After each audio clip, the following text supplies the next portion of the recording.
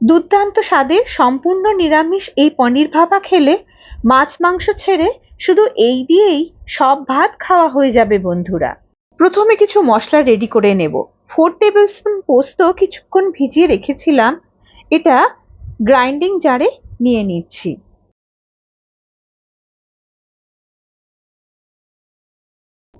এক মুঠো কাজু ভিজিয়ে নরম করে নিয়ে এর মধ্যে নিয়ে নিলাম।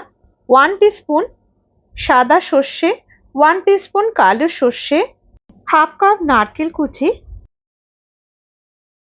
এরপর নিচ্ছি দুটো কাঁচা লঙ্কা, আন্দাজ মতো নুন, হাফ টিস্পুন হলুদ গুঁড়ো, 1 টিস্পুন চার মগজ, 1 টিস্পুন চিনি দিয়ে একটা পেস্ট বানিয়ে নিলাম। এবারে ফ্রাইং প্যানে 4 টেবিল স্পুন সর্ষের তেল গরম করতে দিলাম। তেলটা ভালো করে গরম হয়ে গেলে এর মধ্যে 250 গ্রাম স্কোয়ার করে কাটা পনিরের টুকরো ভাজতে দিলাম। খুব বেশি কড়া করে ভাজবো না, হালকা বাদামি হয়ে গেলে তেল থেকে তুলে নেব, কারণ পনির খুব বেশি ভাজলে শক্ত হয়ে যাবে। এরকম হালকা হালকা বাদামি হয়ে গেলে আমি তেল থেকে তুলে নেব। এবারে ওই তেলে দুটো শুকনো লঙ্কা কয়েক সেকেন্ড নাড়াচাড়া করে ওই তেল আর শুকনো লঙ্কাগুলো আলাদা করে তুলে রাখবো। এবারে একটা স্টিলের টিফিন বক্স নিয়েছি, আর যে পেস্টটা বানিয়ে রেখেছিলাম সেটা এই বক্সের মধ্যে ঢেলে দিলাম।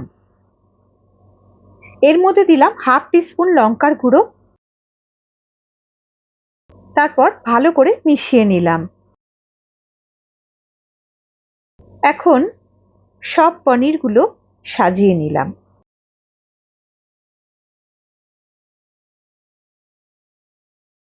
তারপর পনির ভাজার যে তেলটা তুলে রেখেছিলাম সেটা এই পনিরের উপরে ঢেলে দিলাম। 4টে চেরা কাঁচা লঙ্কা ওপরে সাজিয়ে নিলাম, আর ভাজা শুকনো লঙ্কাগুলো যে তুলে রেখেছিলাম সেটাও দিয়ে দিলাম। আগে থেকে জল ফুটতে দিয়েছিলাম কড়াইতে।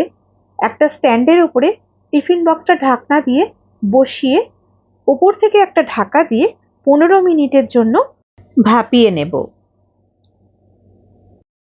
15 মিনিট পরে নামিয়ে ঠান্ডা হলে ঢাকনা খুলে দুর্দান্ত স্বাদের ভাপা পনির সার্ভ করার জন্য একদম রেডি। বন্ধুরা, খুব লোভনীয় স্বাদের এই পনির যা কিছুর সাথেই খান না কেন বারবার খেতে মন চাইবে।